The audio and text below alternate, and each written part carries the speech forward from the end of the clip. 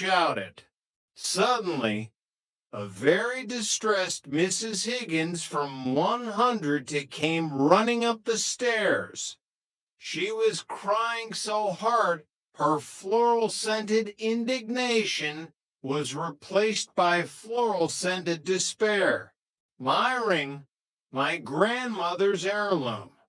I lost it in the wash. I'll never forgive myself.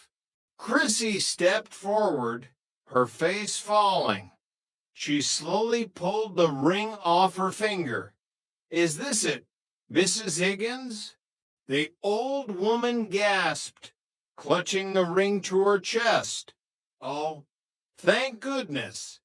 I thought a burglar had taken it. Or worse, Tripper. Hey! Jack protested. Mrs. Higgins didn't even say thank you. She just marched back downstairs, muttering about irresponsible youth. The engagement punch at the Beagle was canceled, and the roommates sat together on the sofa, exhausted by the day's drama. You know, Jana said, leaning her head on Jack's shoulder, I'm glad there's no ring. Our life is complicated enough as it is. Me too, Jack agreed. But just for the record, if I were to propose, I'd get you a much better ring than that lint-covered heirloom. And I'd wear apricot for the wedding, Chrissy added, closing her eyes. The Santa Monica moon rose once again over San Vicente Boulevard, casting its silver light over the apartment of three friends who, despite the rumors, the Ropers, and the lint trap mysteries, were exactly where they were meant to be. Happy Sunday, they whispered in unison. Chapter 37, The Green Goddess Craze. Wednesday morning in apartment 201 began not with the smell of coffee, but with the high-pitched, motor-straining whine of a high-speed industrial blender. Chrissy was hunched over the counter, feeding entire stalks of celery and something that looked suspiciously like long clippings into the machine. Chrissy, what in the name of Julia, child, are you doing? Jack asked, shielding his eyes from the vibrant, neon green liquid splashing against the glass. It's the Emerald Enlightenment Diet, Jack, Chrissy shouted over the noise. I read about it in Modern Girl. It says that if you only drink green things for 3 days, your soul becomes transparent. I don't want a transparent soul, Chrissy. I want a solid breakfast, Jack grumbled. Jana walked into the kitchen, looking weary. She's been at it since 5 a.m., Jack. She even tried to blend my decorative ferns. The starvation standoff. By Thursday, the Emerald Enlightenment had taken its toll. Chrissy was vibrating with a strange, leafy energy, while Jack and Jana were secretly sneaking snacks like to squirrels preparing for a nuclear winter. I can't take it anymore, Jack whispered to Jana in the hallway. I saw a commercial for a burger last night, and I actually started licking the television screen. Be strong, Jack, Jana urged. If we eat in front of her, she'll feel guilty. And when Chrissy feels guilty, she starts apologizing in her sleep and nobody gets any rest. The Roper intrusion.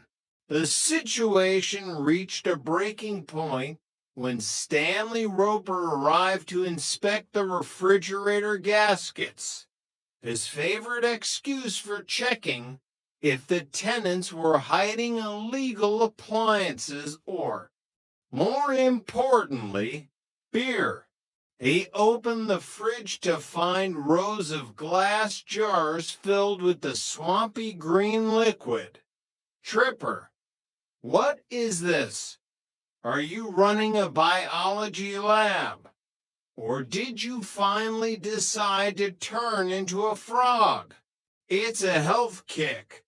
Mr. Roper, Jack lied, his stomach letting out a growl that sounded like a tectonic plate shifting.